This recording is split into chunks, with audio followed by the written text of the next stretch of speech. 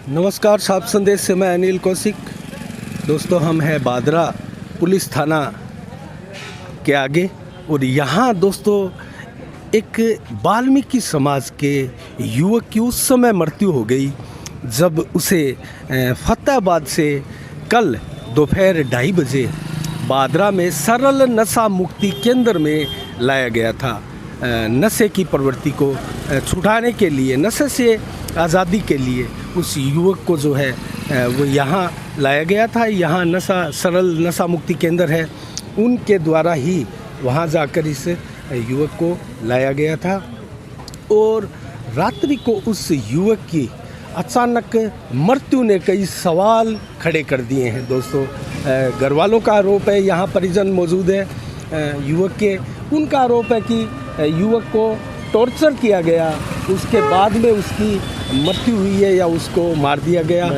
तो उसके बाद में तो आइए जानते हैं उनके परिजनों से कि दरअसल क्या हुआ मामला। पुलिस थाना परिसर में यहाँ मामला दर्ज किया जा रहा है अभी और मृतक का शव यहाँ पोस्टमार्टम के लिए राजकीय सामुदायिक स्वास्थ्य केंद्र में रखा हुआ है और वहाँ बताया जा रहा है कि अन्य डॉक्टर्स भी बुलाए गए और उनकी टीम के बीच फैसला किया जाएगा, डिसीजन किया जाएगा कि दरअसल उसकी मृत्यु हुई कैसे है। पोस्टमार्टम उन 5 डॉक्टर्स की टीम के बीच में किया जाएगा, ऐसी सूचनाएं हैं। देखते हैं, जानते हैं क्या दरअसल मामला है और किसको लेकर ये विवाद जो है गहराया हुआ है। तो दोस्तों, यहाँ विक्रम के परिजन भी मौजूद है, उनके रिश्तेदार मौजूद है, आइए उनसे जानते हैं दरअसल क्या मामला हुआ। आपका शुभ नाम? मेरा नाम सत्यवान है। फतेहाबाद से? मैं रोहतक से हूँ, फतेहाबाद मेरी रिश्तेदारी है। अच्छा। तो विक्रम के साथ क्या हुआ? आप विक्रम को जो है ये यहाँ जो सरल नशा मुक्ति केंद्र है जी, नाहौर रोड बादरा में, यहाँ पर इसको भर्ती कराया था कल फतेहाबाद से ये केंद्र वाले स्वयं जा करके यहाँ से लेकर 2:30 बजे लेकर के वहाँ से निकले थे। क्या किसी प्रकार का चार्ज भी दिया गया था? 10,000 रुपये का चार्ज इनको दिया गया था। 25,000 रुपये की इन्होंने डिमांड की थी, ये 25,000 रुपये दें, लेकिन उस समय मौके पर इनको 10,000 रुपये दिए गए थे जी। उसके बाद ये वहाँ से 2:30 पर दोपहर ये लेकर के वहाँ से यहाँ आ गए और करीब 7 बजे के आसपास इन्होंने फतेहाबाद वालों ने फ़ोन किया कि भाई कैसे क्या है, मतलब जो है।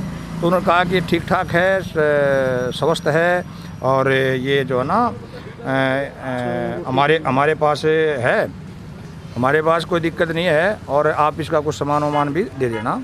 लेकिन उसी दिन रात को मतलब 3 तारीख और 4 तारीख के मध्य करीब समय 2:30 और 3 बजे यहाँ से फ़ोन गया कि भाई उसका दम घुटने से मृत्यु हो गई है।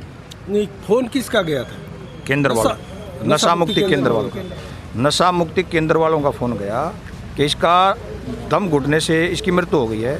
तो वहाँ से आकर के परिजनों ने और रिलेटिव ने वहाँ से आकर के जब इसकी डेड बॉडी को देखा और डेड बॉडी को पूरी तरह से लुकआफ्टर किया तो लुकआफ्टर करने के बाद इस पर अनेकों चोटों के निशान हैं। शरीर पर चोटों के निशान हैं जो ब्लैक के नीले निशान बने हुए हैं जी। जिसके इन्होंने मोबाइल में फ़ोटो भी लिए हैं। तब इनको पूरा शक हो गया और हमें पूरा अंदेशा है कि इन्होंने नशा मुक्ति केंद्र वालों ने अमानवीय यातना दे करके पिटाई की गई है, पिटाई करके ही उसको मारा है। तो उसको तो फिर मारा गया है? मारा गया। तो अब आपकी क्या डिमांड है? हमारी डिमांड है कि उपरोक्त नशा मुक्ति केंद्र वालों के खिलाफ मुकदमा दर्ज करके और इस विक्रम की डेड बॉडी की मेडिकल बोर्ड द्वारा पोस्टमार्टम करवा करके जो भी अपराध बनता है उस अपराध के तहत जो है ना मुकदमा दर्ज करके हमें न्याय दिया जाए। तो क्या इसको लेकर प्रशासन के साथ आपकी कोई बातचीत वार्ता हो गई? अभी कोई बातचीत इतनी नहीं हुई है। एप्लीकेशन उसके पिताजी की तरफ से दे दी गई है, वो अभी इस पर इंदराज दर्ज करने लग रहे हैं। अब वो क्या इंदराज दर्ज करते हैं, FIR की नकल देखने से पता लगेगा। अगर वो जो एप्लीकेशन दी गई है उसके अनुसार अगर इंदिरा दर्ज करते हैं जी तो हमें कोई आपत्ति नहीं, कोई ज़्यादा बात करने की आवश्यकता नहीं। अगर उसको तोड़ मोड़ कर करने की कोशिश करेंगे तो हम उच्च अधिकारियों से मिलेंगे, न्याय की मांग करेंगे। अगर फिर भी हमारी बात ना बनी तो फिर आगे का जो भी हमें समाज का सहयोग लेकर के जो भी करना पड़ेगा वो करेंगे। फतेहाबाद से लगभग कितने लोग यहाँ आए? फतेहाबाद से करीब 10-12 लोग आए हैं, ज़्यादा भी हो सकते हैं। कुछ लोग रिश्तेदार भी आए हैं और यहाँ के रिश्तेदार भी हैं, बादरा के रिश्तेदार भी। तो आगे आने वाले समय में क्या ये मामला आंदोलन का रूप भी ले सकता है, ऐसी आशंका आपको है क्या?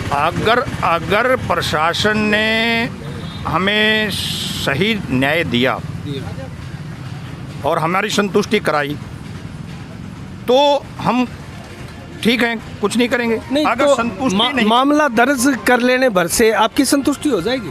नहीं, मामला दर्ज करके बोर्ड से इसका पोस्टमार्टम करा करके और फिर पोस्टमार्टम में आ गया कि इसकी पिटाई की गई है और इसकी पिटाई करने के दौरान इसकी मृत्यु हुई है, तो फिर आप उसके बाद में आगे आपका क्या कदम रहेगा? हम कहेंगे कि जिन्होंने इसकी पिटाई की है उन पर 302 लगा करके उनको अरेस्ट किया जाए। अरेस्ट किया जाए, तो ये डिमांड है आपकी? हाँ, अगर वो फिर नहीं करते हैं तो फिर जो है ना कुछ भी करने को हमने अपना कदम उठाना पड़ेगा, मजबूर होकर। आगे आप फिर योजना बनाएंगे, क्या करना है? बिल्कुल। घर से कोई बात नहीं, ऐसी कोई बात। बहुत बहुत धन्यवाद आपका। तो दोस्तों ये है, यहाँ उनके परिजन भी मौजूद है, उनके पिता भी विक्रम के मौजूद है, लेकिन वो दोस्तों इस समय बोल नहीं पाएंगे। उनकी माता भी मौजूद है, तो क्या कहे ऐसे में दोस्तों? क्या इस मामले को लेकर यहाँ स्थानीय लोग भी मौजूद है? हाँ नमस्कार, क्या नाम आपका? राजेश कुमार। तो राजेश जी क्या कहे, आप तो बादरा के हैं? हाँ जी, आपके रिश्तेदार हैं? बिल्कुल जी। तो क्या मानते हैं आप इस मामले में? मानना क्या है, तो ये उसको जब मर्डर हुआ है, बोल रही है कि उसको मारा गया है, तो वो कुछ ना कुछ तो होना चाहिए, उसमें संतुष्टि होगी, न्याय मिलना चाहिए। अगर उन्होंने कुछ नहीं किया है तो उस पर तुम्हारे को बताओ, इसी तरीके से उसकी डेथ हुई है, उसमें पता तो लगे हुए।